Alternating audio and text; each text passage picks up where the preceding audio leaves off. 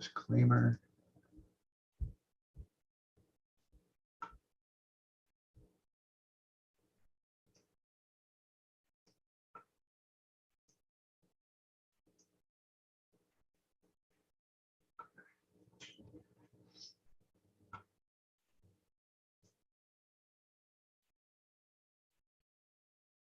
All right, I'll kick back for a couple minutes, wait to see who we get to join us. I'm going to go over to Messenger here quick and send out a couple of reminders. If I can find them. My Messenger feed is filled up with politicians I've been sending the questionnaire to. But everybody else kind of got bumped down here somewhere. Hopefully a lot of responses. 22 so far, so not as many as I'd really like, but it is what it is. And at some point, if I'm using Messenger to try and contact them instead of emailing them, after a little while, Facebook will stop me as if I'm, for spamming purposes. Oh, Yeah, I forget what the number is, but I can only hit so many politicians with the same message about our questionnaire until Facebook puts a stop to it for the day.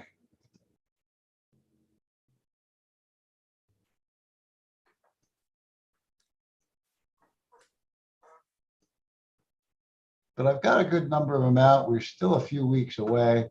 I just realized this evening, I'm probably going to be traveling on election day, on primary day. I have to look into how to vote early, if I can vote absentee ballot or mail-in ballot or what I might be able to do.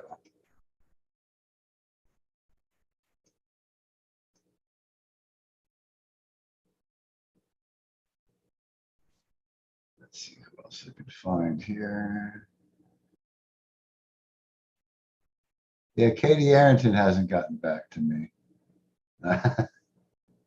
I'm not surprised. A lot of them haven't. I hit a lot of politicians.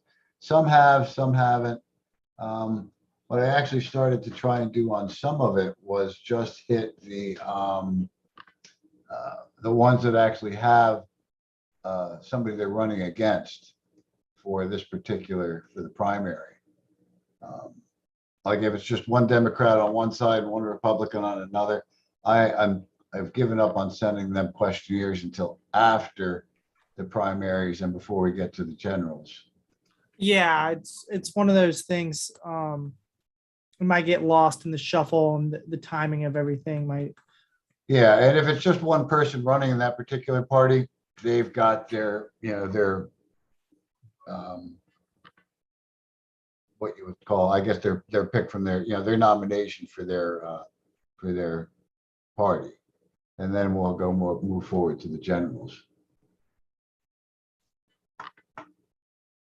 All right, anybody else I can find here quick? Josh coming in.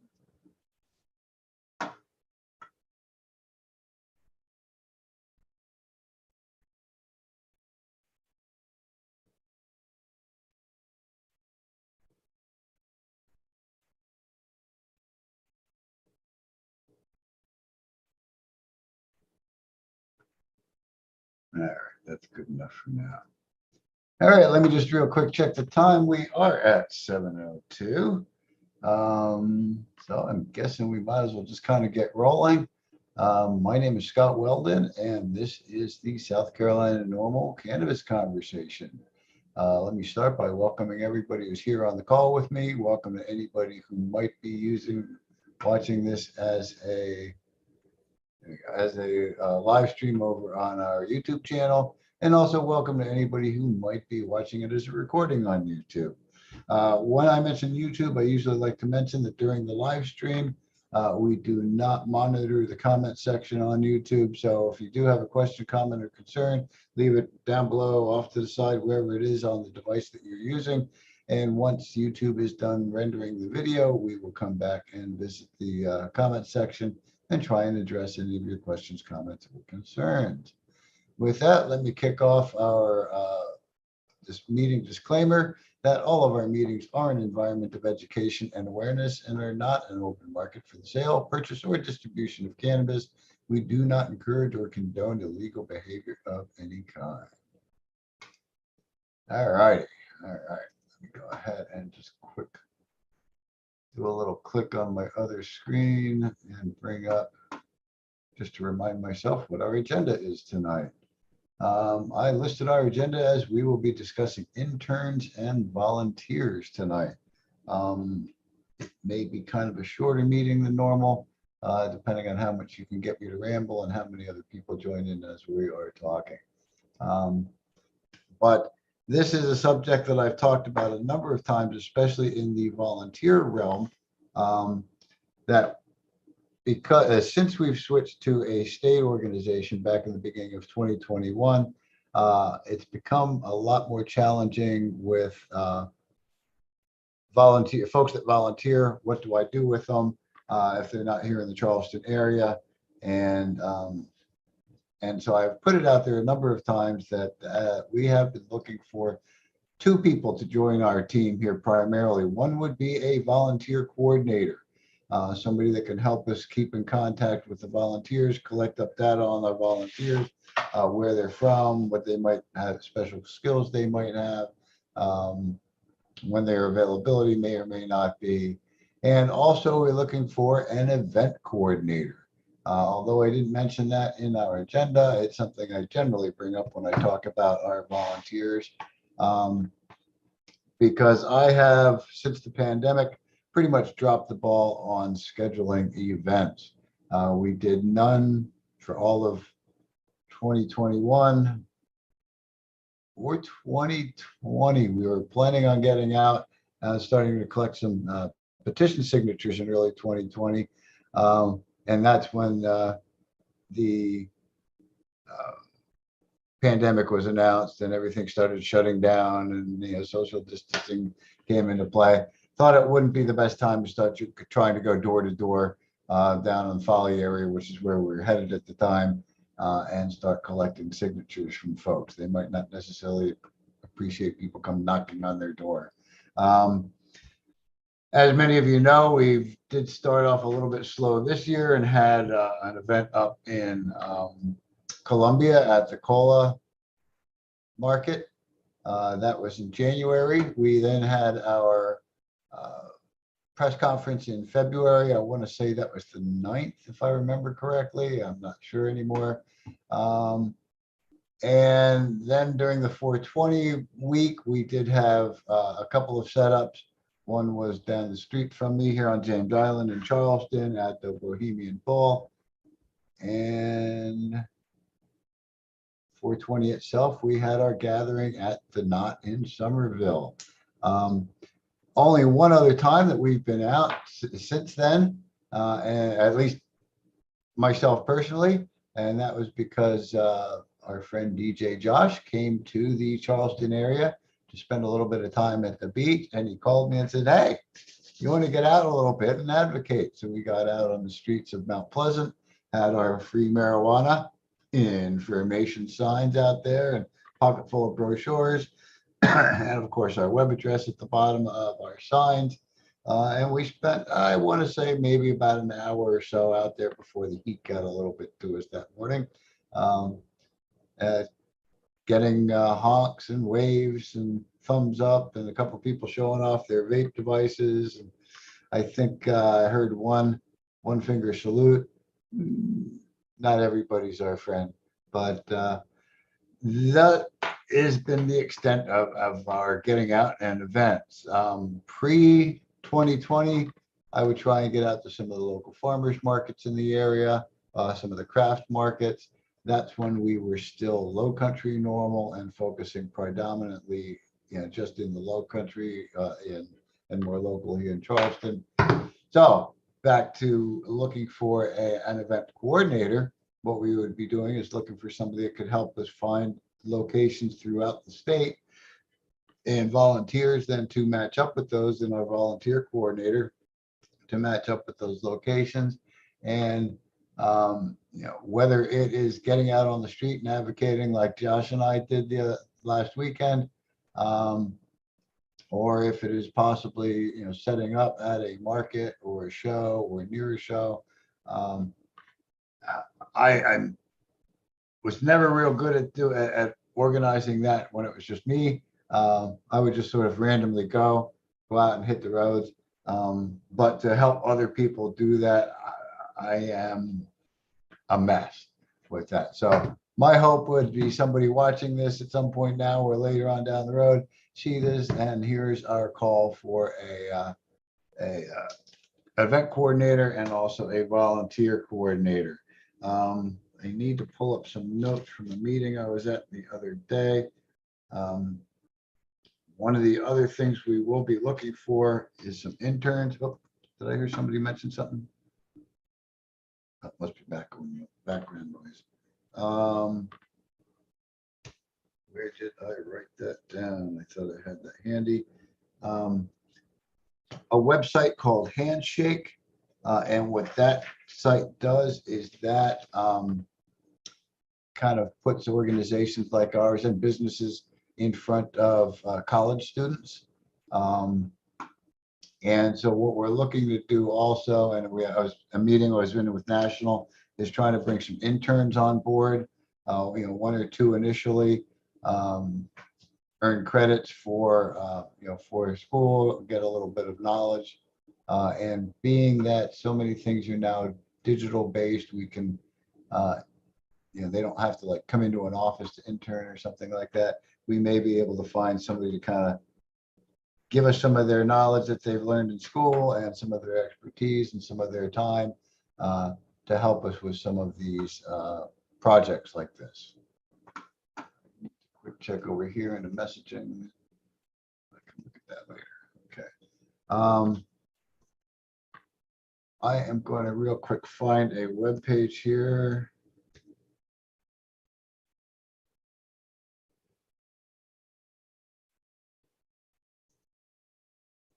And I will share some interning information with you. These are many times what we're going to be trying to do is contact some students that may be with the law schools, I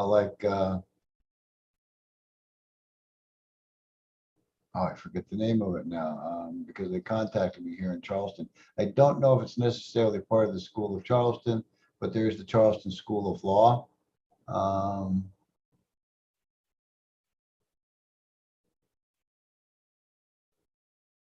That's not the one I'm looking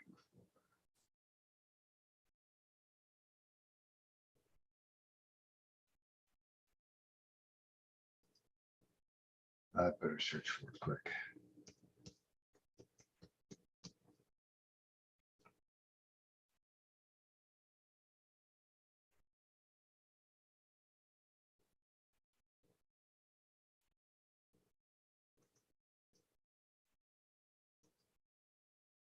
Okay, here's the one I'm kind of looking for. Let me share this here and this link in the chat. This is from NORML National. This is the page for NORML legislative internship. And so although we may be looking for some interns to help us in of course, some of our organizing, really this is a better description of what we would want some of the legislative interns to help us with, conduct policy and legal research online, attend press conferences, policy briefings, and legislative hearings on the Hill. So if we could get some students that are, going to school up in the Columbia area, that would be a good big plus for us there. Track, analyze, and summarize pending federal, state, and local marijuana-related legislation. Search policy positions of candidates running for state and federal office. That would be a huge help to me right now with some of this, trying to get the questionnaires out there, is if we had some legislative interns that could actually help research what is the position of the incumbents that we know of already, and somebody to help us kind of organize that sort of thing. Also at National, they manage incoming phone calls and emails. We wouldn't have them necessarily be doing that here. They help maintain NORML National's website. With us, they would help us maintain our politics and policies type pages. Absolutely would be a benefit to us. Oh, we got Joey coming in.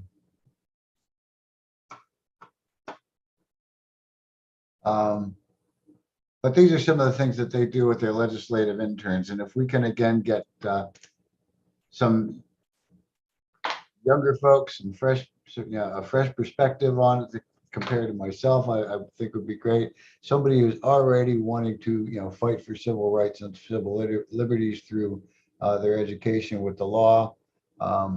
So I've started setting up that handshape.com profile.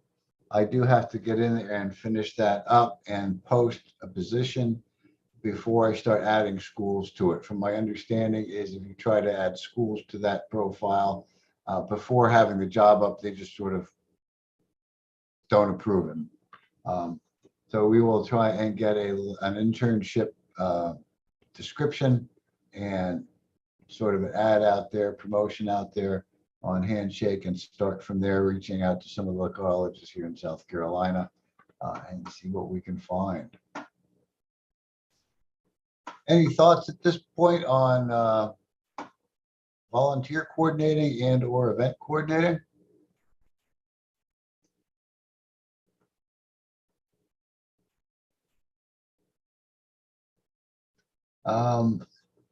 Like I say, I don't think I've mentioned it on the call yet, but today was my very first day of training with my new job at the local county park. And I figured, I assumed when I applied, they were looking for somebody for like 2 to 3 days a week. As I was leaving this evening, they're like, would you have a problem if we put you on like 4 or sometimes 5 a week, depending on who's where, what, when? So it looks like some of my daytime schedule is going to definitely be filling up a little bit. It's going to give me even less time to consider some of these options on getting out and about. They will have me working occasional weekends. Thankfully, I should know my schedule somewhat in advance. And if I do have something on my schedule or arranged, let's say we are going to do a good example, when Slightly Stupid came into town, we were able to set up our booth at their show. That was a couple of years back. I did hear they were coming up again soon, if not already recently passed. And I just did not have the wherewithal this time to set up and contact and reach out about being there. It was a new location. But as more and more events start kind of coming about, we're going to look into that a little bit more and try and get out so that if we do have something on the schedule ahead of time, I can let them know at the new job, I have this on such and such a date, I can't be there. And hopefully they're pretty good about it. We'll see how that plays out.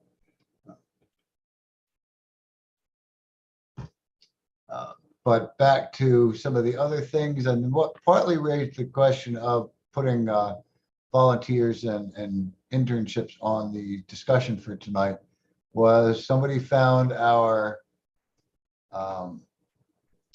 volunteer page, our volunteer sheet, and I don't even remember that we still had one out there, but they must have found it on the website, so I'm going to check it real quick. And filled it out recently. So I think we've had about 12 people fill out this form in the year or so that it's been out there. And part of that problem, again, as I mentioned earlier, is we get folks from, oh yeah, it's still out there as an active live form. They may be from other parts of the state, and all of a sudden I'm like, I don't know what to do with you there. Because at this point, with our tight budget and things like that, it can be a challenge to even send them too much in the way of supplies. Hopefully we get some brochures out to them, but getting some of the signage and the other things can sometimes be a little bit of a challenge, just because of some of the size of things. With some of the signs that we did get from Lobby Day, I mean, because they are the two-sided, because we have our normal information on the one side and varying message on the other. These aren't too bad to be able to fold and put into a smaller envelope. If we had to, we could probably roll them up and put them in a tube. But again, larger envelopes and things that are three-dimensional like tubes really kind of increase our shipping costs. Um, we did have a discussion at our most recent board meeting with a couple of our members of the board, and we were talking about trying to start a new campaign using like stickers and flat things that we can mail to different businesses that are maybe cannabis related, CBD shops, something like that. But again, part of that conversation was trying to keep the materials that we produce to send to these folks flat and able to go into most probably a number 10 envelope so that we can ship them at relatively low rates. So those are some of the things that we're working on that end.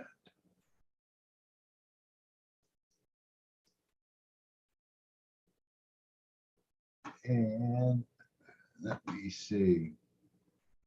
I will share this page with you as well in the chat. This is our volunteer page at our local website, scnormal.org. It has a little bit of old information in there, but the focus of it is still pretty much the same. If you happen to have a chance to visit that, you will notice at the top of the page there is a link to our volunteer form. We have some leadership positions listed there. Of course, first being the volunteer coordinator, second being the event coordinator, third being chapter leaders. One of the things with our chapter leaders is we've made a decision. We would like to have 4 committed people in an area become members of South Carolina NORML for one, and have 4 people per area to kind of be able to start another regional chapter under our 501c4 umbrella. And let me see, I'm seeing a message in chat. How big is the yearly budget for events? Well, it's generally pretty small. We like to see how many places we could get in for no charge. Some of the farm markets that I was doing would charge about $35 a time. I think one of the biggest ones I spent would be for the Pride Festival when we did a double booth one year. And being a nonprofit, we got half the price of regular vendors.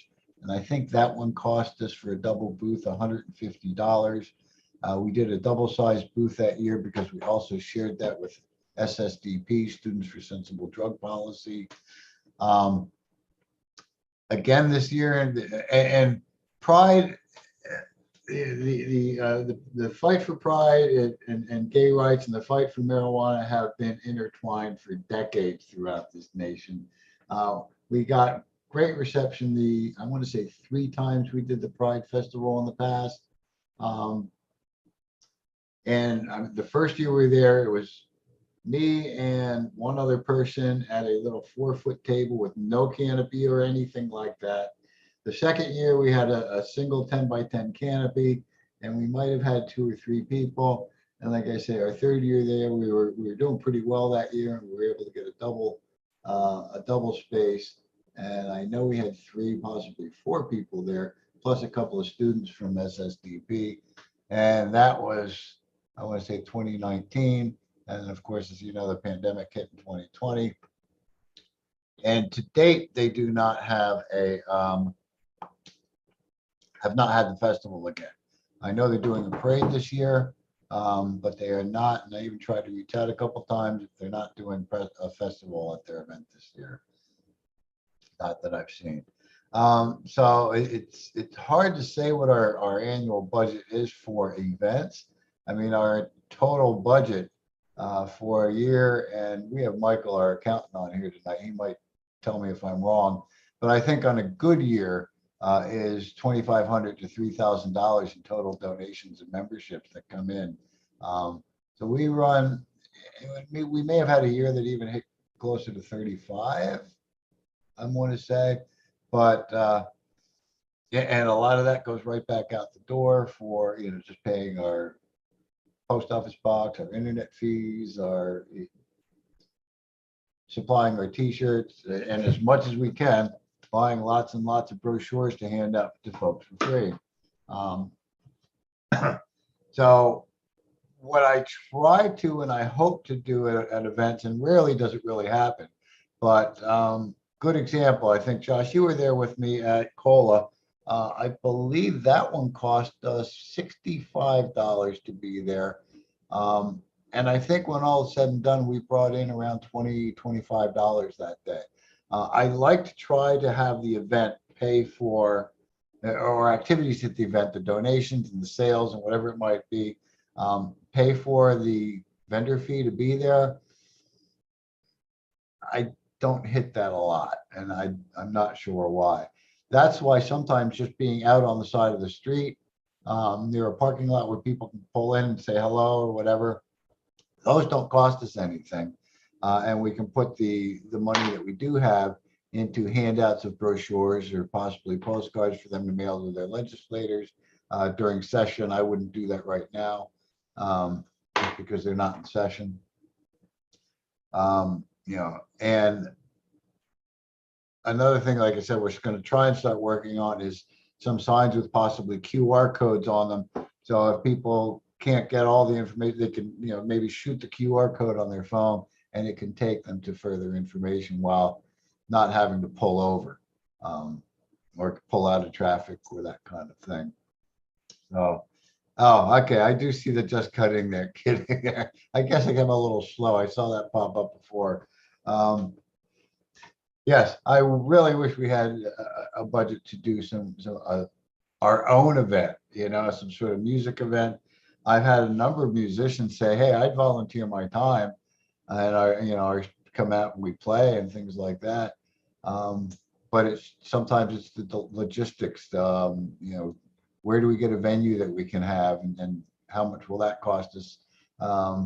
Does it have a stage? Do we need a stage setup? What about sound systems? What about security? Sometimes, I mean, of course, if you're doing it through some of the park systems here in the city, in their applications, they're asking about security, and they will charge you, I think it was $25 an hour for police, minimum. Sometimes they'll have minimum numbers of police you need, and you pay them out of your budget. So I don't know. We would need at that point some corporate sponsors or some larger sponsors that would support an event and donate to us thousands of dollars for us to be able to pull off those kind of things. Partly that conversation I was mentioning about flat art and QR codes and sending them out to some local businesses and trying to get support that way is hopefully letting them know we're here, maybe finding some business sponsors in that way.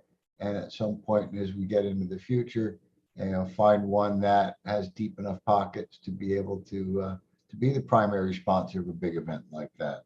That would be fun.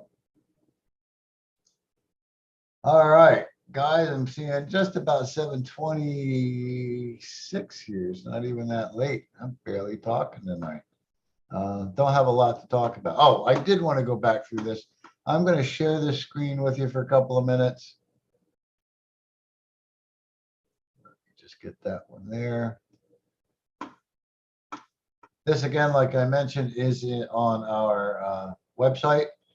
You can see up here, scnormal.org/pages/volunteer.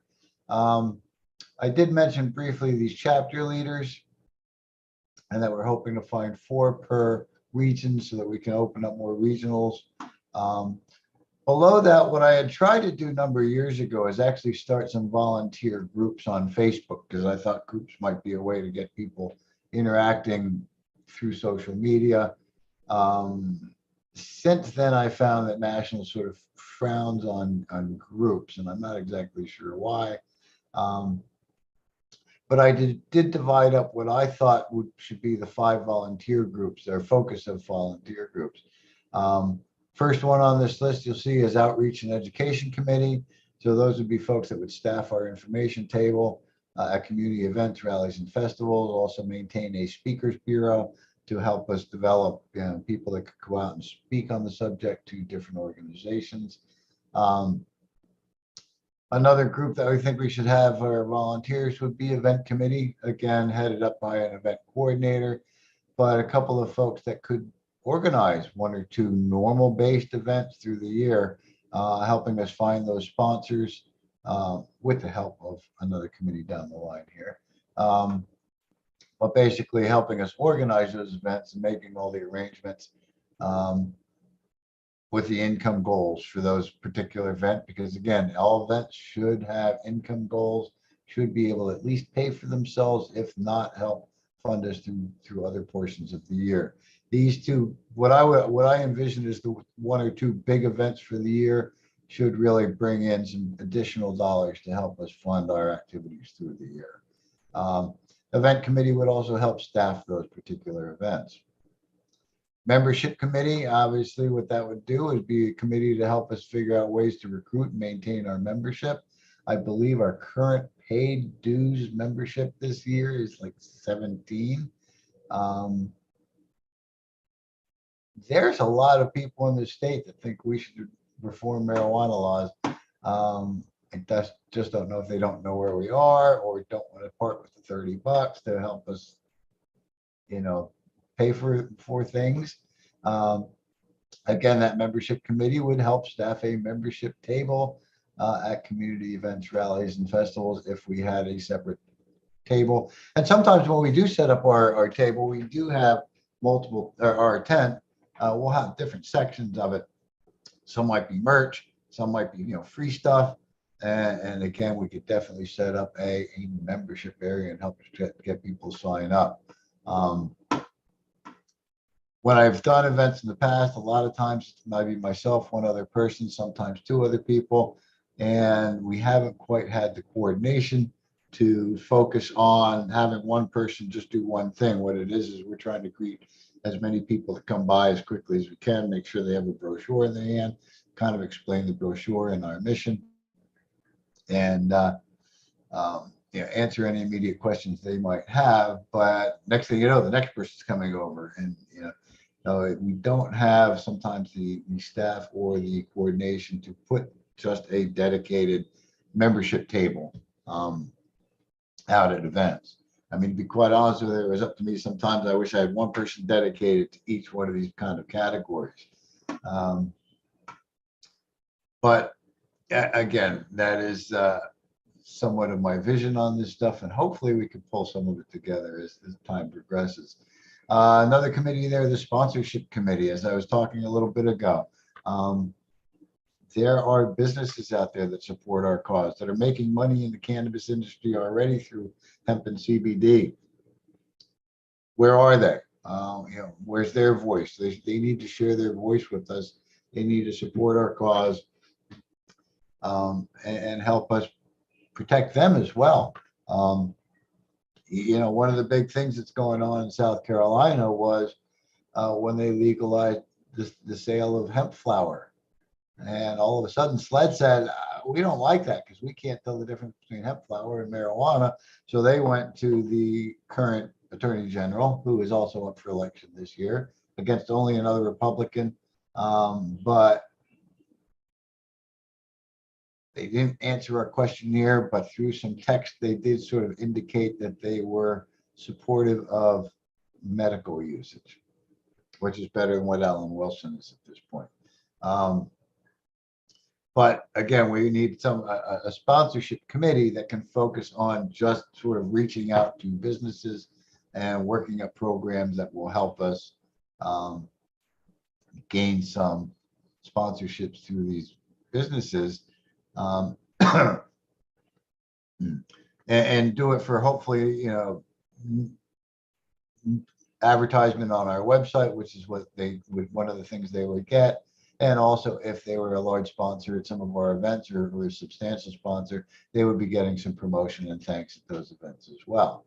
But that sponsorship committee would help us reach out to those folks, help us find folks that want to back certain projects, help us with fundraising through sponsorships. Last committee I'm going to mention on the volunteer committees is our communications, PR, and marketing committee.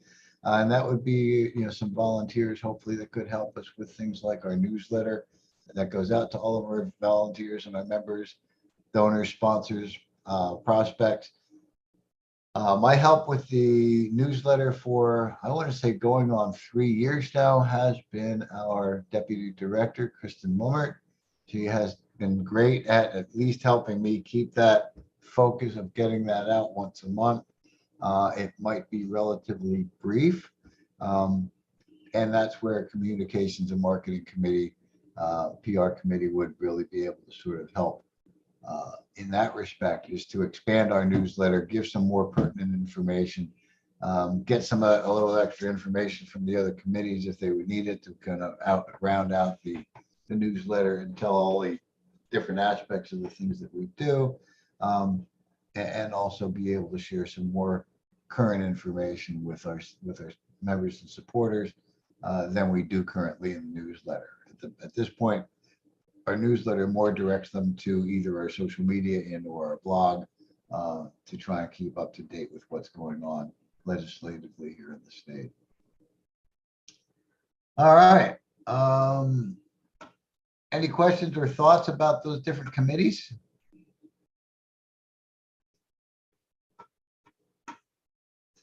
Again, I just think those are things that I see as my pipe dream areas that we really need to help focus. Again, as the director, I wish I had the wherewithal to do all these things. I'm better off helping to direct others to do it. And at this point, I haven't really been good at that either, I must say. All right, let me just take another real quick here.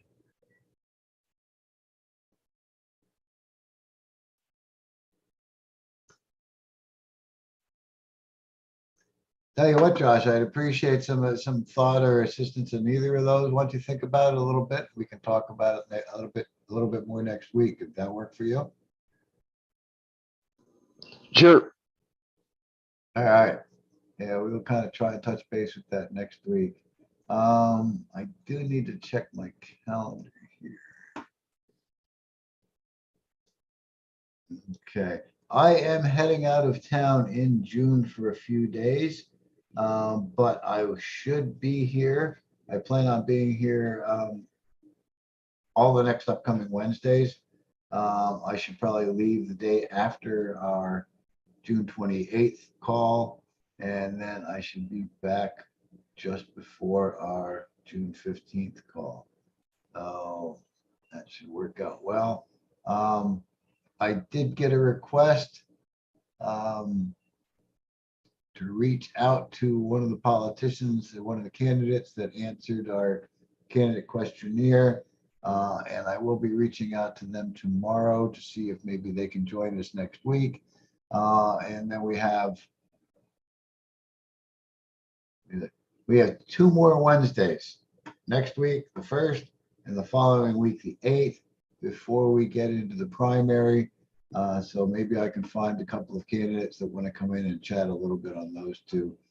Keep an eye on our social media for announcements on that. If I get a big name candidate, keep an eye on your mailbox. You might get a newsletter blast from us. But I will start working on that stuff tomorrow and hopefully have some good news for you by early next week on what's going on the next 2 upcoming meetings. Besides that, that is all I do have for the night. So as always, thank you for joining me here tonight. Don't forget to keep an eye on our social media, primarily our Facebook, but sometimes as well our Twitter and Instagram. And don't forget to visit our website at scnormal.org. If you don't get our newsletter, scroll all the way down to the bottom and sign up for our newsletter there. But that's all I have for you tonight, folks.